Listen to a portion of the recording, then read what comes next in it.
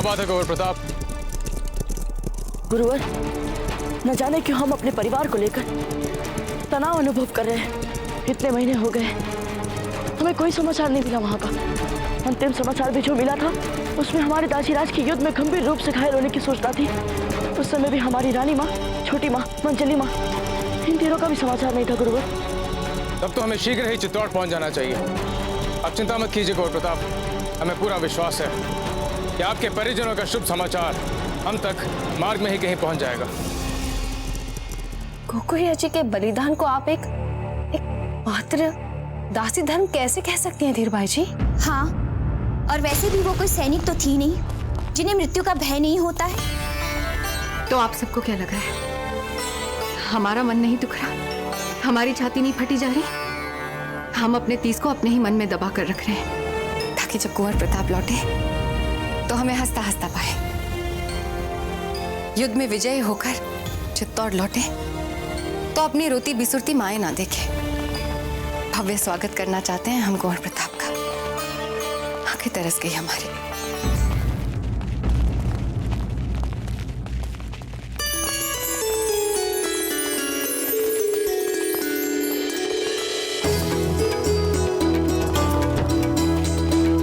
धीर भाई जी, आप जब भी ऐसी बात कहती हैं, हमें लगता है कि हम सबके वियोग को आप शब्द दे रही हो। इसलिए हमने तय किया है कि हम तत्काल चित्तौड़ के लिए प्रस्थान करेंगे, ताकि कुंवर प्रताप जब वापस लौटे तो हम उनके स्वागत के लिए वहां पर उपस्थित हों।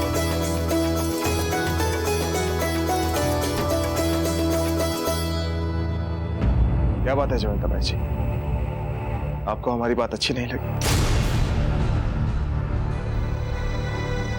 तो ठीक है, अगर आप कहें तो हम कुछ और दिन यहाँ बिचौलिया में रुक सकते हैं। नहीं नहीं राणा जी, हम चित्तौड़ जाएंगे।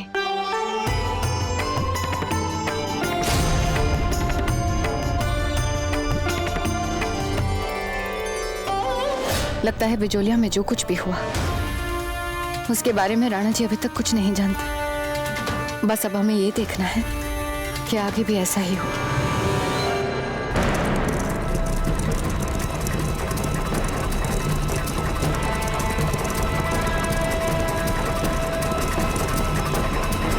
ये तो हम जानते हैं रावत जी कि सहस्त्र सैनिकों के सेना के उपरांत मिली पराजय से बैरम खान कभी उबर नहीं पाए।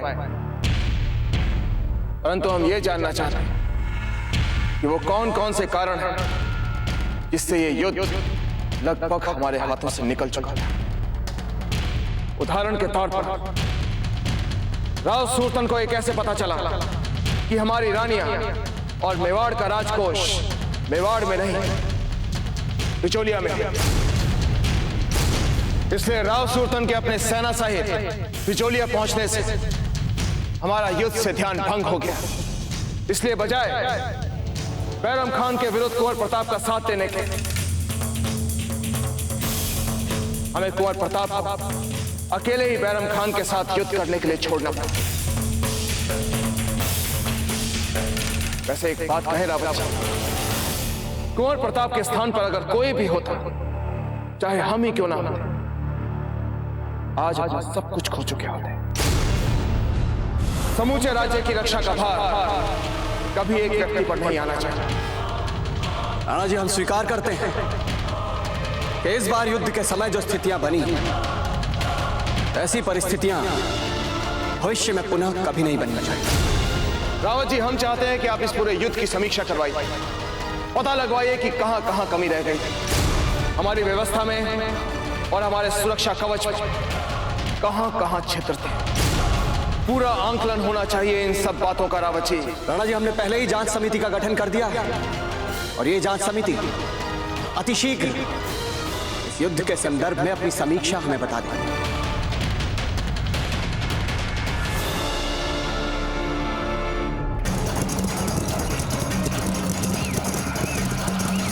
भाजीराज, हमने कहा था ना यहाँ कोई गड़बड़ नहीं हुई होगी। देखिए, हम लगभग पहुंच ही गए हैं, वहां सब ठीक ही लग रहा है।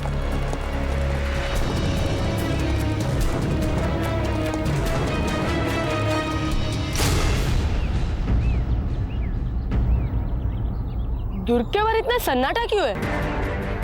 कहाँ गए सारे लोग, सारे द्वारपाल? कोई सैनिक भी नहीं है यहाँ पे। हो सकता है वे सब गांव में गए हो, तलहटी में।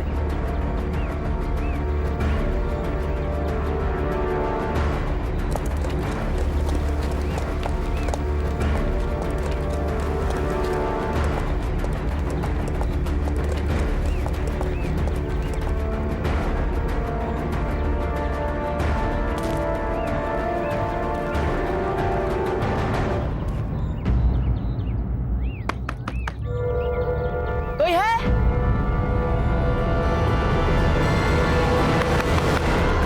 द्वार खोलिए। रानी माँ, राजीराज, द्वार खोलिए। रानी माँ, राजीराज, द्वार खोलिए। द्वार खोलिए। राजीराज, कोई है?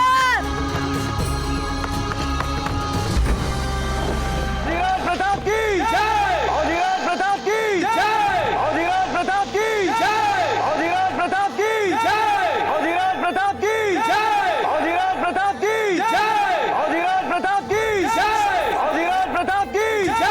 कुंवर प्रताप की जय! कुंवर प्रताप की जय! कुंवर प्रताप की जय! रुक जाइए। प्रताप की जय! ये क्षण मात्र कुंवर प्रताप और उनके परिजनों का है। प्रताप की जय! कुंवर प्रताप की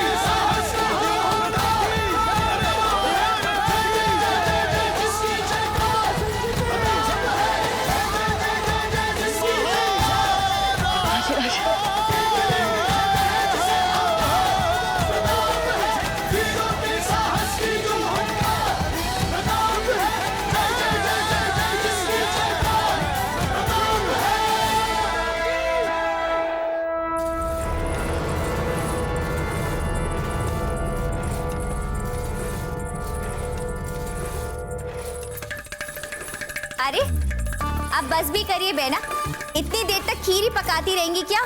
अभी तो 56 भोग बनाने हैं। आप चिंता मत कीजिए सच्चा जीजा। आज हमारे हृदय में कुंवर प्रताप के लिए जो प्रेम उमड़ रहा है ना, उसमें बहुत शक्ति है। हम तो बस इतना कहना चाहते हैं कि कुंवर प्रताप जैसा पुत्र देकर जीजा ने तो हमें धन्य ही कर दिया है। अब कुंवर जगमाल को ही देखिए, वो कितने ही प्रयत्न क्यों ना करें, पर कुंवर प्रताप के पैरों की धूल के बराबर भी नहीं बन सकते। और कैसे बन पाएंगे? उन्होंने तो हमारे जैसी साधारण स्त्री की कोख से जन्म लिया है, जयवंता जीजा जैसी महान स्त्री की कोख से नहीं। वाह बेना वाह, क्या बात है। आज ये सूरज पश्चिम से कैसे निकला? जीजा के लिए आपके मुख से इतना आदर, इतना प्रेम। प्रेम और आदर तो पहले से ही था, पर बिजोलिया में जो जीजा ने हमें संकट से बचाया, उसके बाद जीजा के लिए हमारे मन में आस्था और भी दृढ़ हो गई है। हम जानते हैं धीर भाई जी, आपको ये चिंता मन ही मन खा रही है कि कहीं बिजोलिया की सारी बातें हम राणा जी से ना कह दें। चिंता मत कीजिए, हम कुछ नहीं कहेंगे। सच कह रही हैं आप जीजा? हाँ, क्योंकि हमारा ये राज परिवार स्नेह और विश्वास के धागे में बंधा रहे, इसके लिए हम कोई भी मूल्य चुका सकते हैं। रानी सर, बाबूजी राज प्रताप आ गए हैं। कुंवर प्रताप आ गए? तो यहाँ खड़ी खड़ी क्या देख रही हो? जाके पूजा का थाल तैयार करो, जाओ जल्दी। आपको इतना व्याकुल होने की कोई आवश्यकता नहीं है धीरबाई जी।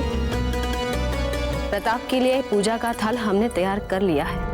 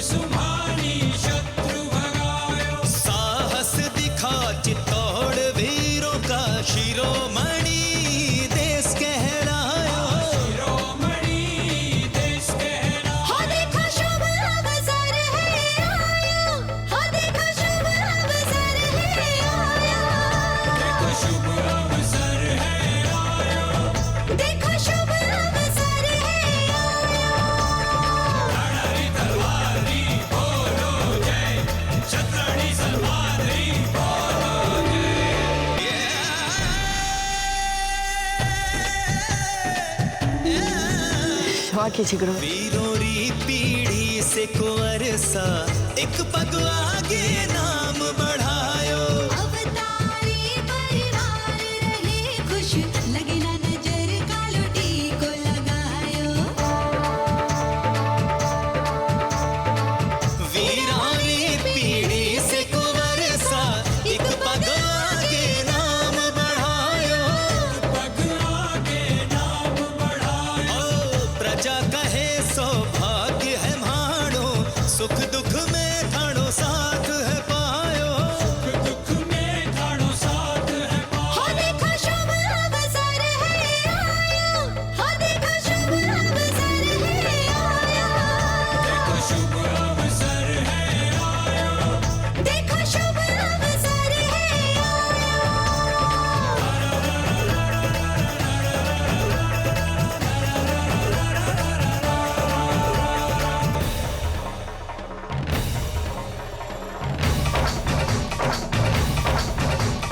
इंदु मेरे पुतारी बोलो जय, राजपूती सम्मानी बोलो जय।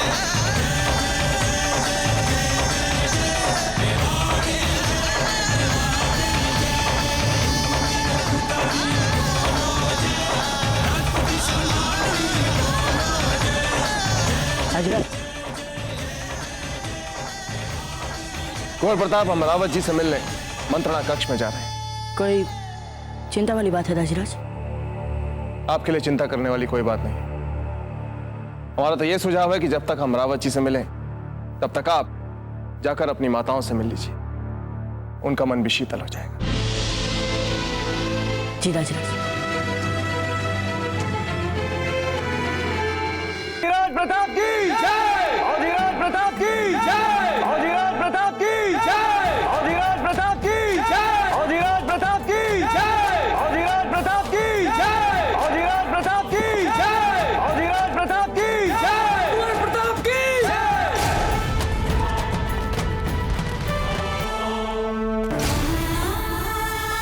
सचा भी ना, कहाँ है कुंवर प्रताप? हमें दिख नहीं रहे हैं। जीजा, पहले आप अपने आंखों से आंसू तो पोंछिए। आंखों से आंसू हटेंगे तभी तो आपको दिखेंगे कुंवर जी।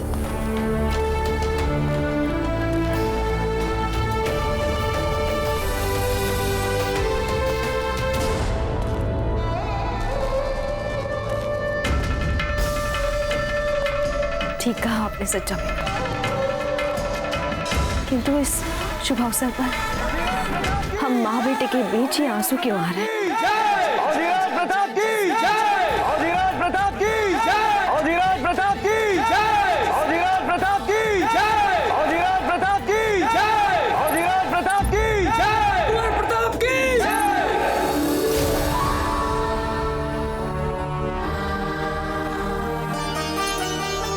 यदि अगली बार महल से इतने दिनों के लिए दूर जाना तो हमें भी साथ ले चलना। छोटी माँ, अब हम आ गए हैं ना, तो समझ लीजिए अब से सारा समय आपके और जगमाल के नाम।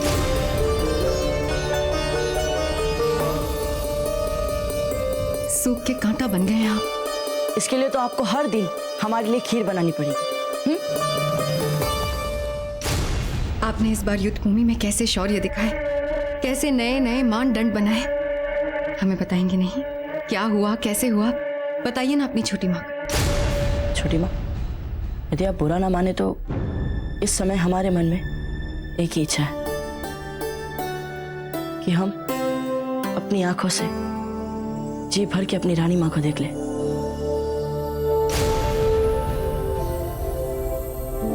उसके बाद आप जो सुनना चाहती हैं हम आपको बताएंगे छोटी माँ, परंतु इस समय हमें अपनी रानी माँ से मिल लेने दीजिए।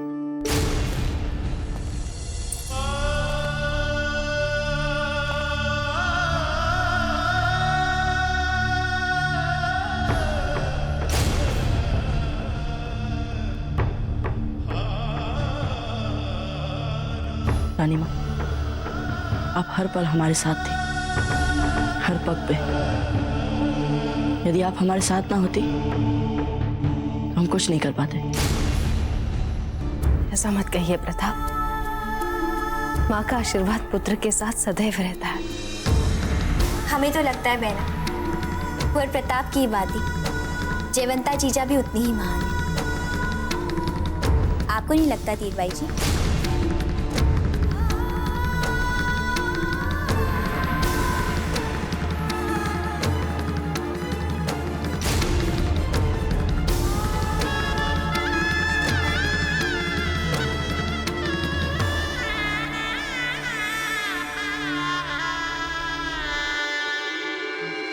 रावत जी, हो क्या गया है आपको?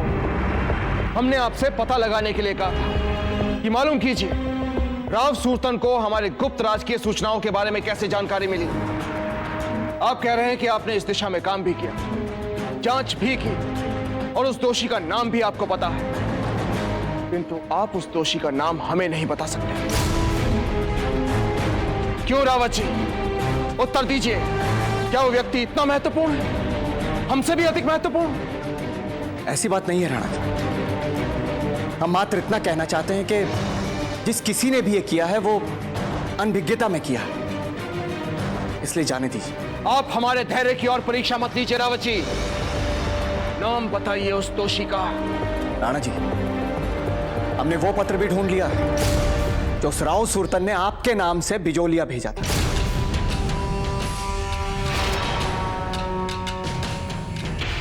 रावत जी, राव सूरतन हमारा प्रतिहारी बनकर हमारे खेमे में रुका हुआ था, इसलिए हमारी राजमुद्रा का अगर उसने प्रयोग किया है तो इसमें कोई आश्चर्य वाली बात नहीं है।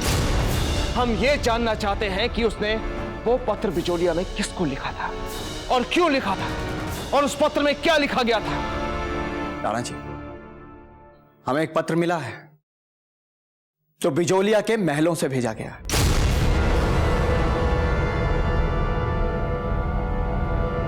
महारानी सा द्वारा। महारानी सा की ओर से?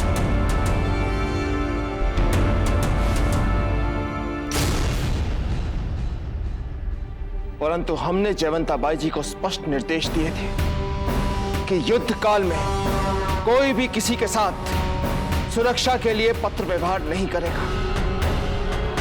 फिर क्यों लिखा उन्होंने ये पत्र? राणा जी, ये संदेश पत्र आपके लिए ही भेजा गया था, किंतु दुर्भाग्य से ये राव सुरतन के हाथ में पड़ गया और उस दुष्ट ने इसी बात का लाभ उठाकर आपके नाम से ये संदेश पत्र बिजोलिया भेज दिया, ताकि इस दुष्ट को बिजोलिया पर आक्रमण करने में आसानी हो सके।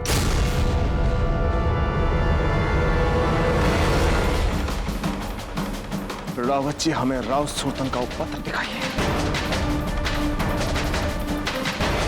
ये लीजिए राणा जी।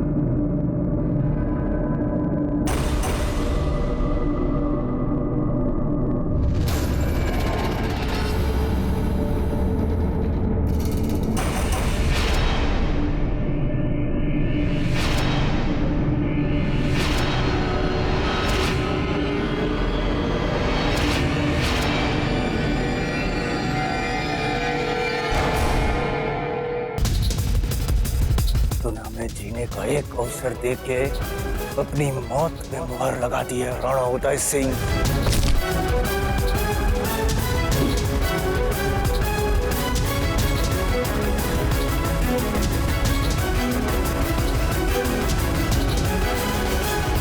आज ये राव सुल्तान खुले आसमान के नीचे ये प्रतिज्ञा लेता है कि जिस तरह तूने हमें मिट्टी में मिलाया था, ठीक उसी तरह हम तुझे और तेरे चित्तौड़ को मिट्टी में मिलाएंगे राणा उदय सिंह। प्रण देता है राव सुल्तान, प्रण।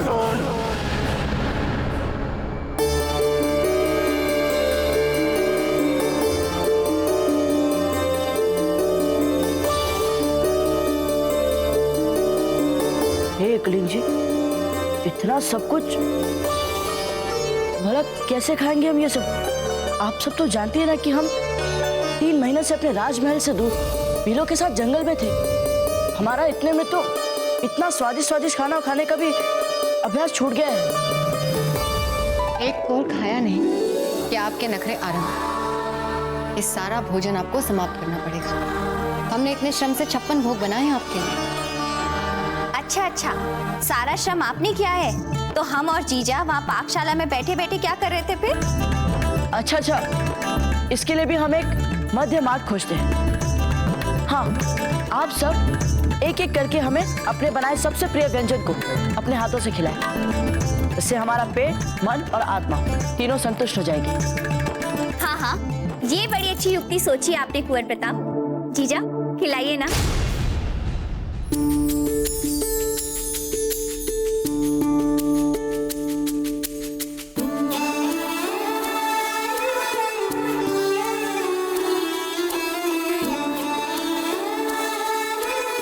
रानी माँ, हमारा मन नहीं भरा, एक और खिलाइए ना।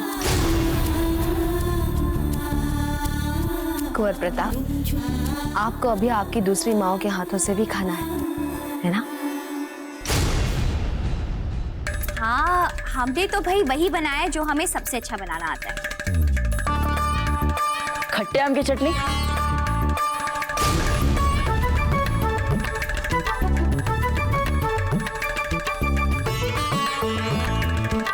मंजली माँ, आपके हाथों की बनाई चटनी तो सदा की भांति खट्टी और स्वादिष्ट और चटपटी है। अच्छी बनी है ना?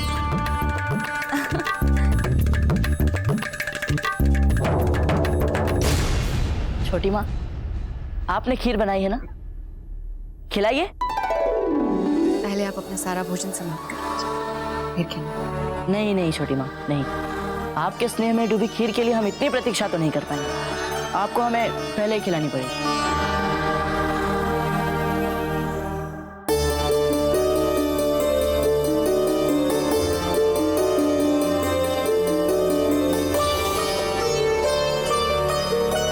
बंद करो ये सब।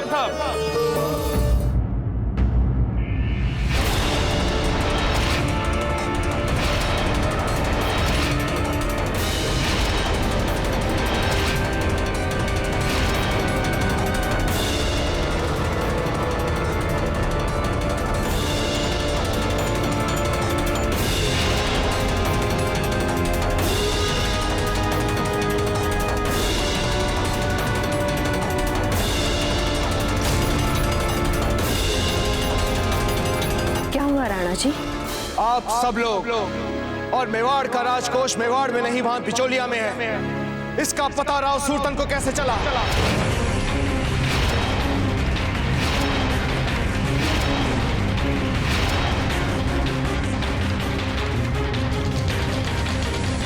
वैसे हमारा पेट तो इतना भर चुका है कि अब हम और कुछ नहीं खा सकते।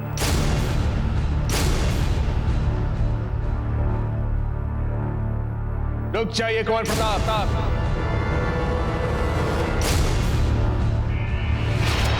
नहीं खड़े रहिए, क्योंकि यहां जो बात चल रही है उसका सीधा सीधा संबंध मेवाड़ की सुरक्षा से।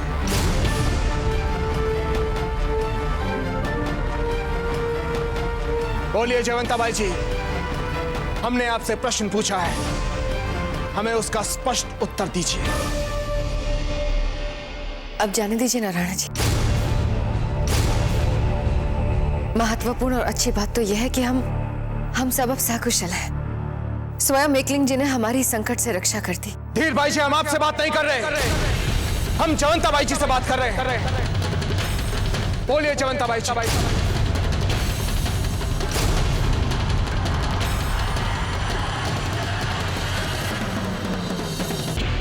क्योंकि आपका मौन हमारे क्रोध को इस पत्र में लिखी बातों से अधिक बढ़ा रहा है। युद्ध में जाने से पहले हमने आपको सभी रानियों और मेवाड़ के राजकोष का उत्तरदायित्व सौंपा था। जब तक मेवाड़ का बूंदी और मुगलों के साथ तनाव समाप्त नहीं हो जाता, हमारी सभी रानियां आपके साथ बिचौलिया में ही रहेंगी। हमारा निवेदन है कि इस संकट काल में आप सब जितना हो सके छिपकर ऐसे रहें कि किसी को आपके वहां होने का आभास ना हो। भरोसा किया था हमने। बताइए कैसे हुई इतनी बड़ी चूक? उत्तर दीजिए जयवंताबाई जी हमें।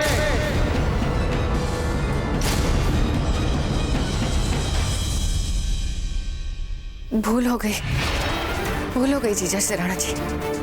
ऐसी मानवीय भूल तो किसी से भी हो सकती है ना। जीजा ने पूरा प्रयास किया हमें बचाने का, अब क्षमा कर दीजिए हमें। अच्छा, तो आपको पूर्ण विश्वास है ये सारी भूल जयवंताबाई जी की? हाँ। बेना धीर भाई जी, आपका मामला सचमुच अविश्वसनीय है। सच्चा बहन चुप हो जाए।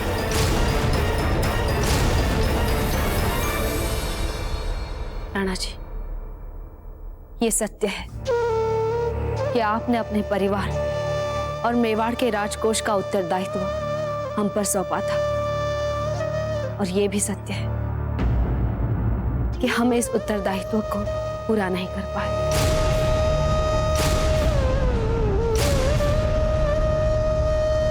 हमसे चूक हो गई राणा जी। अब जो भी दंड देना चाहे दे दीजिए। जयवंताबाई जी, सच को छिपाने की चेष्टा मत कीजिए, क्योंकि सच कभी नहीं छिपता। सच को जितना दबाया जाए वो उतना ही मुखर हो जाता है। मेवाड़ की महारानी हैं आप, क्या इतनी सी बात नहीं जानती? और सच ये है कि राव सुरतन को आप सबका पता इस पत्र से चला।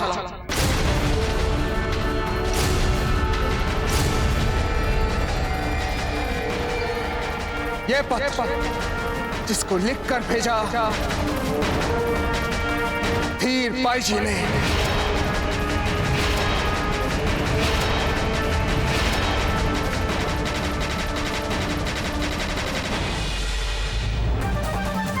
नहीं नहीं नहीं दाजीराज, छोटी माँ से कैसे? चुप हो जाइए कुंवर प्रताप।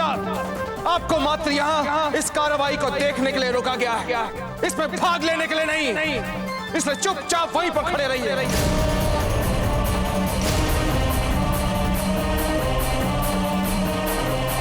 यदि आपको ये लग रहा था जयवंता बाई जी कि आपका मौन असली दोषी को छिपा लेगा, तो संभवतः आप हमें मूर्ख समझ रहे हैं। नहीं नहीं राणा जी, हम आपके बारे में ऐसा कैसे सोच सकते हैं? तो फिर आपने कैसे मान लिया जयवंता बाई जी कि मेवाड़ की सुरक्षा के प्रति हुए इस अक्षम्य अपराध के बारे में हम कभी नहीं जान पाएंगे?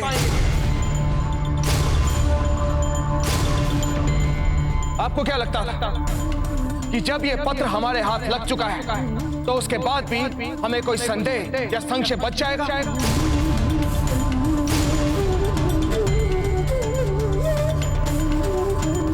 आपने कैसे मान लिया जयवंता बाई जी कि इस पत्र में प्रयोग किए गए इत्र की सुगंध से हमें यह नहीं पता चलेगा कि ये किस रानी का काम है?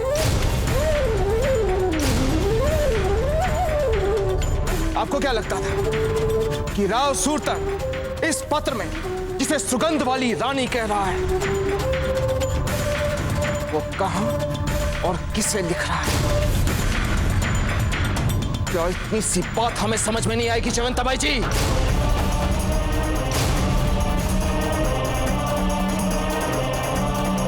हमें क्षमा कर दीजिए राणा जी, हमें क्षमा कर दीजिए। अच्छा, तो क्षमा करते हैं आपको। अभी कुछ पल पहले आप जयवंता बाई जी के लिए क्षमा मांग रही थी, अब क्या हो गया आपको? जिस क्षण हम इस कक्ष में आए थे हमने आपसे यही अपेक्षा की थी धीर बाई जी कि बिना हमारे कुछ कहे आप सब कुछ स्वीकार कर लेंगे। उल्टा आप बड़ी चालाकी से अपने सारे दोष जयवंता बाई जी पर मढ़ने लगे, जो मौन रखकर आपके दोषों को छिपाने का प्रयास कर रही थी, आपको बचाने का प्रयास कर रही थी।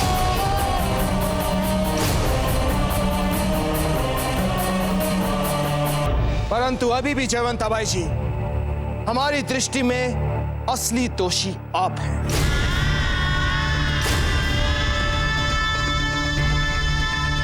हमने आप पर विश्वास किया, आपको सारे अधिकार दिए, इतना बड़ा उत्तरदायित्व सौंपा, इसलिए बिचौलिया के महल से अगर कोई भी पत्र बाहर आया तो उसका सारा उत्तरदायित्व आपका है जयवंता बाई जी, केवल आपका। जयवंता बाई जी, आपकी इस ढील या सावधानी, आप चाहे इसे जो भी कह लें, इससे हमारे मन में संदेह पैदा हो गया है कि मेवाड़ की सुरक्षा व्यवस्था को लेकर अब हम किस पर विश्वास करें और किस पर नहीं। फिर भी हम इस अक्षम्य असावधानी को दंडित किए बिना नहीं रह सकते। नहीं नहीं राणा जी, ये मात्र एक अधूरा सच है। सच्चा बिना चुप रहिए। राणा जी, आप जो भी दंड देना चाहें हम उसे सम्मान सहित स्वीकार कर लेंगे। हमसे भूल हुई है, हमें दंड मिलना चाहिए। बस जीजा बस, हर बात की भी एक सीमा होती है। हमने कहा ना सज्जा बेना, आप इस सब में ना पड़े। तो आप क्या चाहती है जीजा? हम आपको दूसरे की मनमानी और भूल के लिए यूं ही दंडित होते देखते रहे? नहीं जीजा, हमसे ऐसा नहीं हो। एक क्षण सज्जा बाई जी, एक क्षण।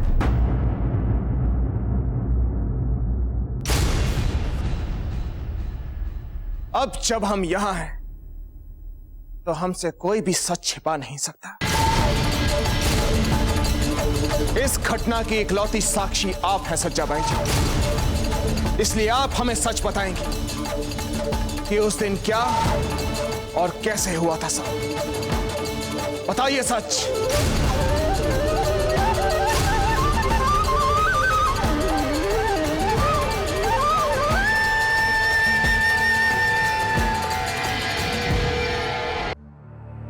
हमें क्षमा कर दीजिए जीजा, हम जानते हैं हम सबकी रक्षा को आपने अपना पहला धर्म माना है,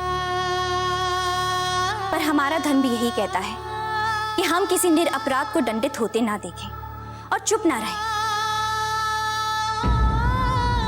सच्चा बाई जी, हमारे पास व्यर्थ गंवाने को समय नहीं है।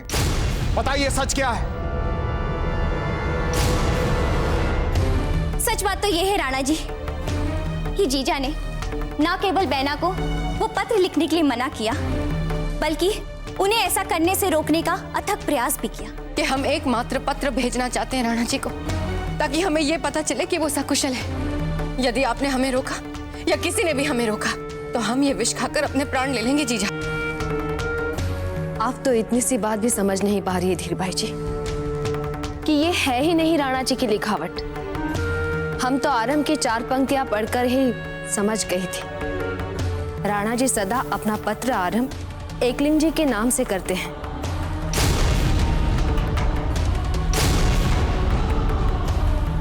और जब इसी पत्र के कारण राव सुरतन बिचौलिया के राजद्वार तक पहुंचे और उन्होंने बैना धीर भाई की मांग कर दी। सुगंध वाली रानी, आपके लिए हमने मोह माया सबका त्याग कर दिया है। बस हमारे इस खंजर का भी त्याग कर दिया। एक बार दरस भर दिखा दीजिए, हमें और कुछ नहीं चाहिए। तब जीजा इनके मान मर्यादा को बचाने के लिए स्वयं सर बलिदान देने के लिए तैयार भी हो। क्या?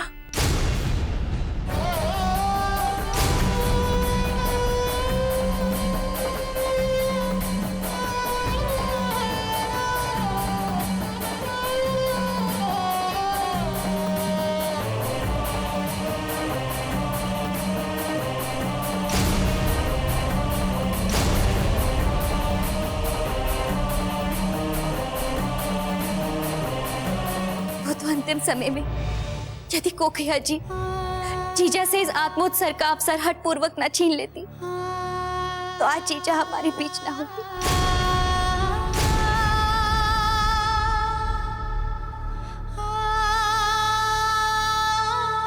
राणा जी, हम सब समझाते हैं आपको। हमारा उद्देश्य मेवाड़ की सुरक्षा को हानि पहुंचाना नहीं था। बस धीर भाई जी, वहीं पर रुक जाइए। मेवाड़ का न्याय तंत्र अपराध के पीछे छुपे उद्देश्यों को निर्णय का आधार नहीं मानता, परंतु प्रतिफल को सोचकर उसका निर्णय लेता है। धीर भाई जी, आप इसी क्षण जयवंता बाई जी के कदमों में अपना सर रख के उनसे क्षमा मांगिए।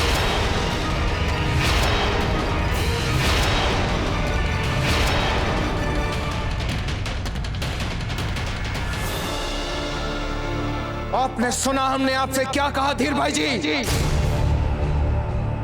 जाने दीजिए ना राणा जी, क्षमा कर दीजिए। हम आपसे बात नहीं कर रहे जयवंता बाई जी।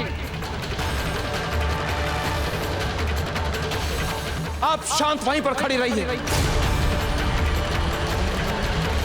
चलिए धीर भाई जी, क्षमा मांगिए।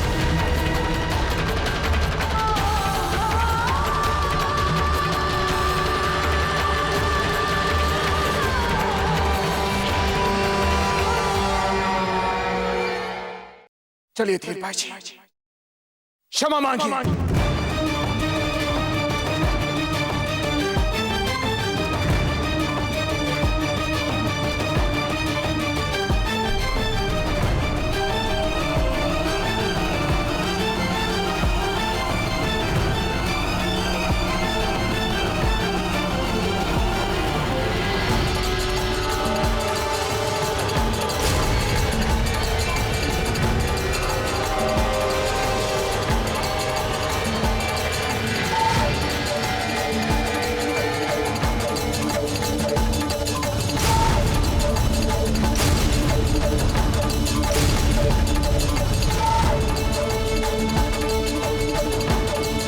हम क्षमा करते हैं।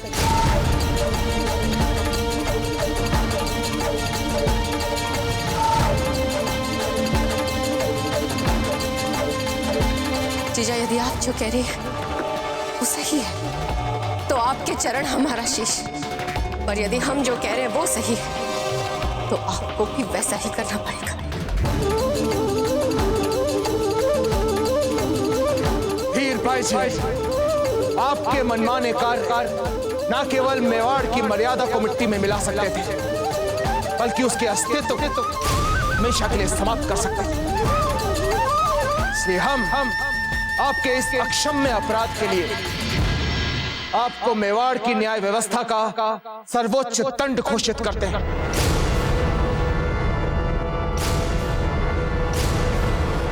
हम मेवाड़ नरेश राणा उदय सिंह रानी धीरबाई जी को उनके इस अक्षम्य अपराध के लिए मृत्यु दंड की घोषणा करते हैं।